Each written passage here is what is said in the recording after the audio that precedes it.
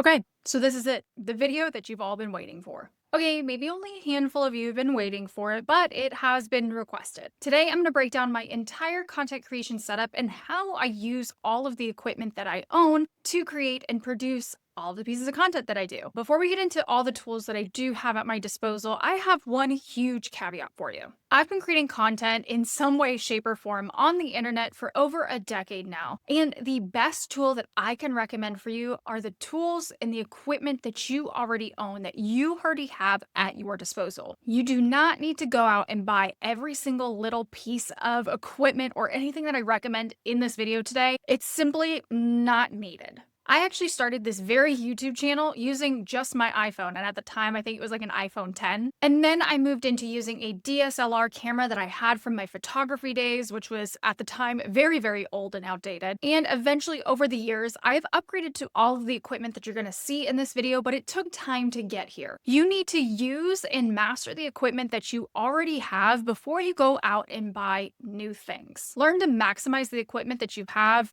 to its breaking point before you go out and spend another penny. Now, with that out of the way, I want to walk you through all the tools that I use, including the camera setup that I have, the microphones that I use to get this crispy audio, and the lighting and accessories that I have to get the look that I want. Okay, so first let's dive into all of the different cameras that I use. Honestly, my favorite being my iPhone 15 Pro Max. I upgraded to this phone last year, and let me tell you, it was worth every penny. This is probably my favorite piece of equipment that I own because not only can I work from it, socialize from it, like it's always with me, and that's like the best tool that you can have in content creation is the one that's always with you, but it truly is so versatile. And the quality of content that I can produce with this phone alone is top notch. Even if I'm using that front-facing camera, it's still pretty crisp and it looks really good. Now, truthfully, I don't go super crazy with my settings. I don't use any kind of like outside app to adjust exposure or things like that. I simply lean into the native camera app that comes with the iPhone.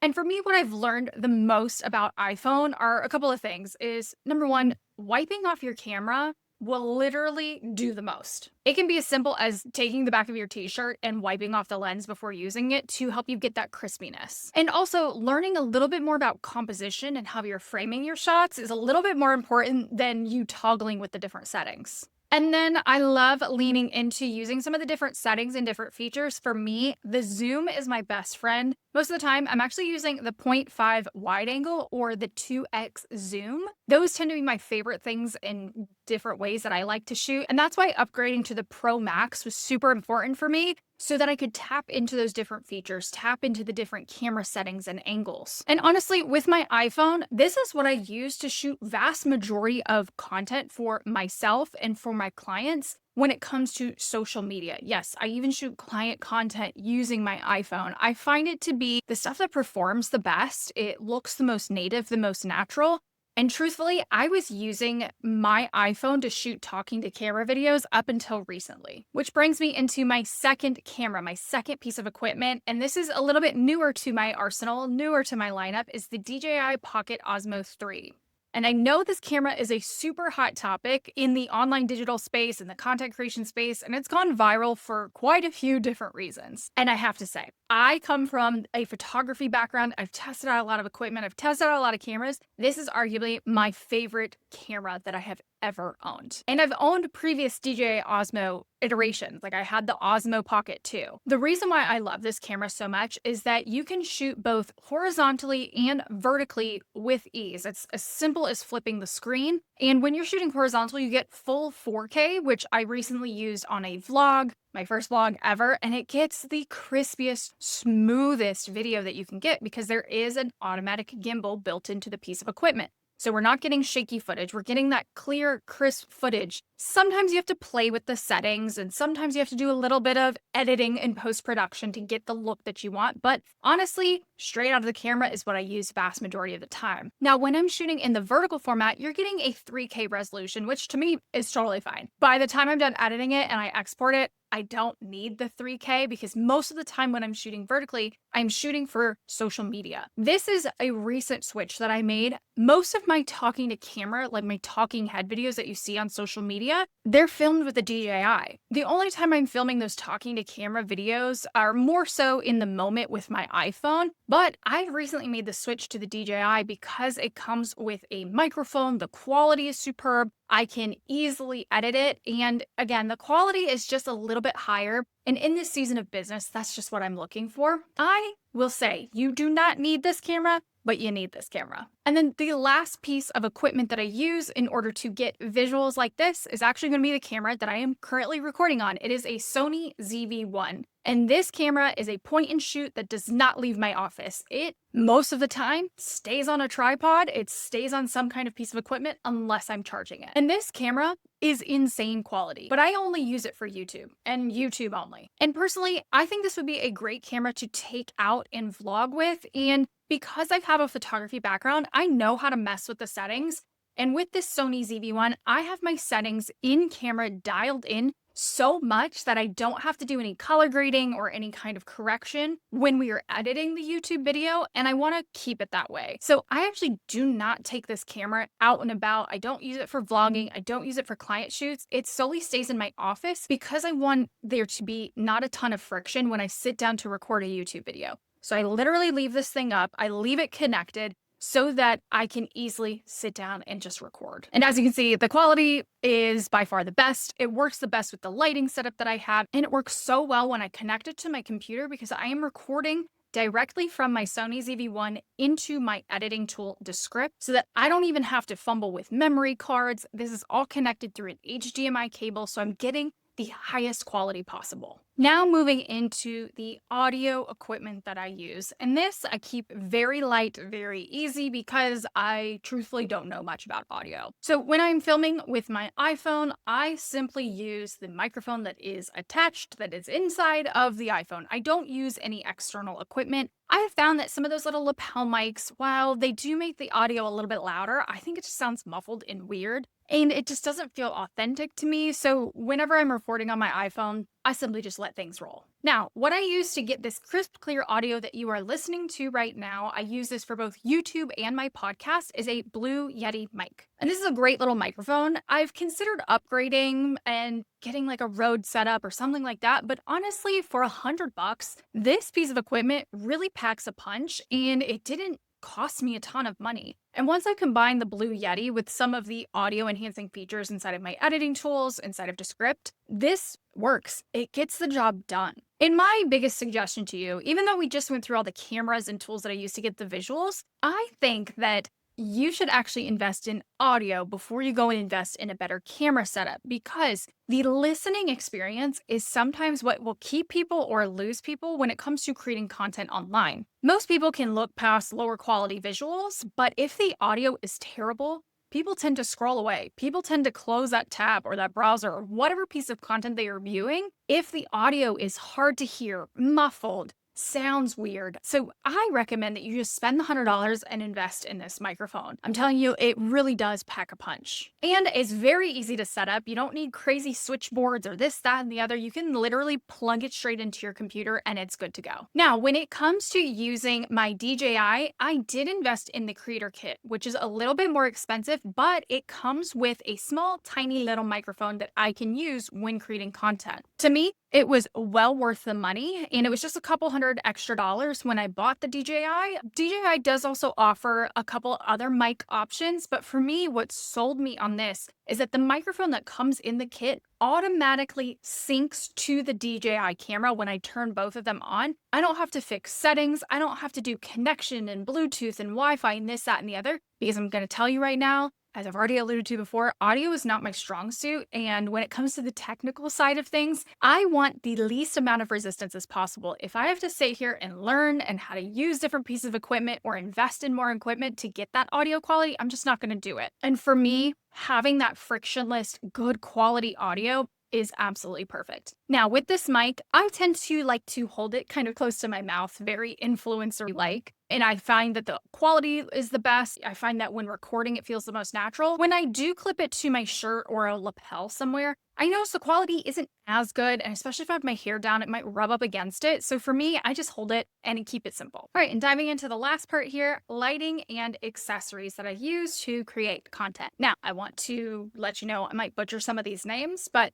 the information is still gold. So for the longest time, you can go back and look at some of my old YouTube videos, I relied on natural lighting, and that worked great until it didn't. So I live in Florida, and we do get some really great natural, sunny, bright light until it hits about 3:04 p.m. and we basically have a hurricane come through. So sometimes I would sit down to record my YouTube videos in the morning, and by the afternoon, the lighting would be very, very different, and we'd have to try and fix it in post-production, or as I was recording, you would see the storm roll in, and the footage would get really, really messed up and really blurry and dark and just wasn't good. Investing in my lighting was a huge game changer, not only to the obvious, the overall quality of my videos just look crispier, they look a little bit more professional, they look a little bit more consistent, but for me, it was also peace of mind. Because now I get to sit down and create content when I want, how I want, no matter the time of day, because I always have some sort of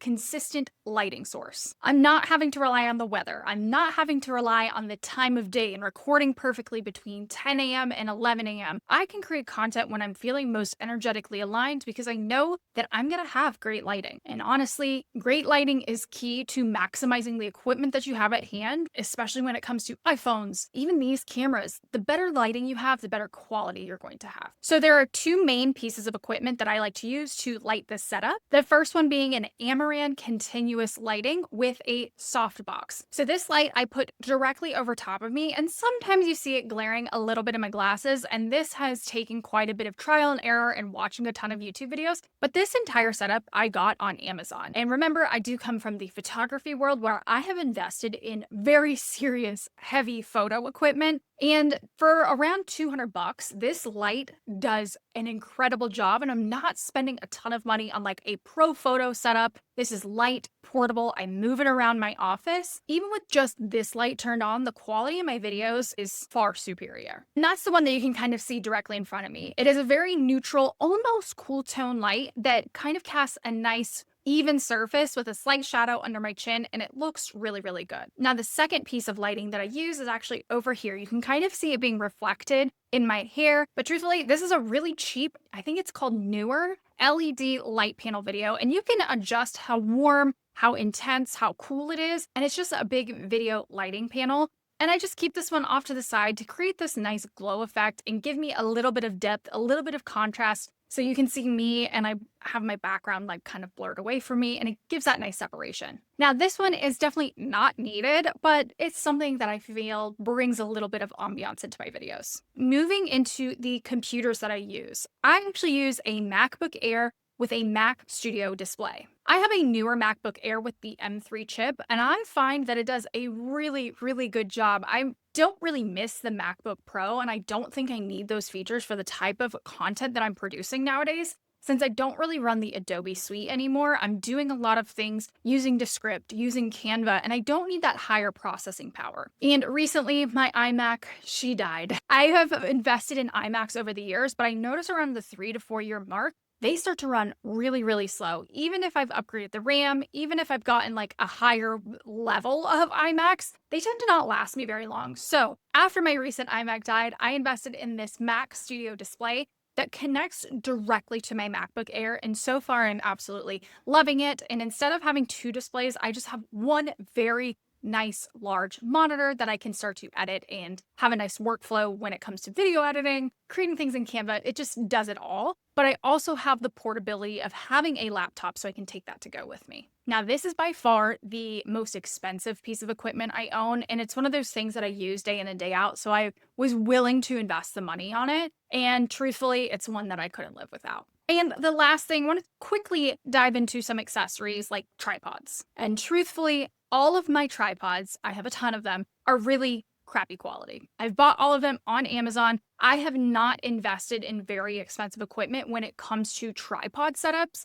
My content creation station being the most expensive, but that was a gift for Christmas. But I do have a tripod for literally every occasion. I have a desk tripod. I have a camera tripod. I have a lighting tripod. I have a phone tripod. I have a stabilizer. You name it, I've got it. Truthfully though, I don't spend a lot of money on these. My most recent tripod purchase was one that was MagSafe compatible, and that one was around $50, and that's the most expensive one that I own. The rest of them are either gifts from brand collabs, They've been gifted to me. I've purchased them on Amazon for a very specific need, and they're all made out of plastic, and they are all terrible quality, but they get the job done. For me, it's not worth investing in something expensive like a Manfrotto that's super heavy, high quality, because that's just not the type of content that I'm creating.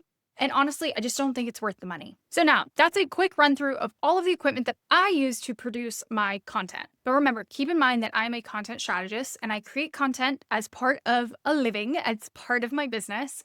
And so I use all of this equipment on a regular basis, and I've spent my own hard-earned money on every single piece of equipment that I've shown in this video, with the exception of a couple tripods. And you do not need all of this equipment right away. You can slowly start to add maybe 1 or 2 of these tools into your content creation toolbox until you have a setup that you are happy with. So if you're wanting to explore any of these, I do have all of the links in the description below. And if you have any questions about any one of these pieces of equipment, I might do a deeper dive on some of them, but I can always just answer your questions pretty quickly in the comment section below. Otherwise, I will see you next week, and don't forget to hit subscribe.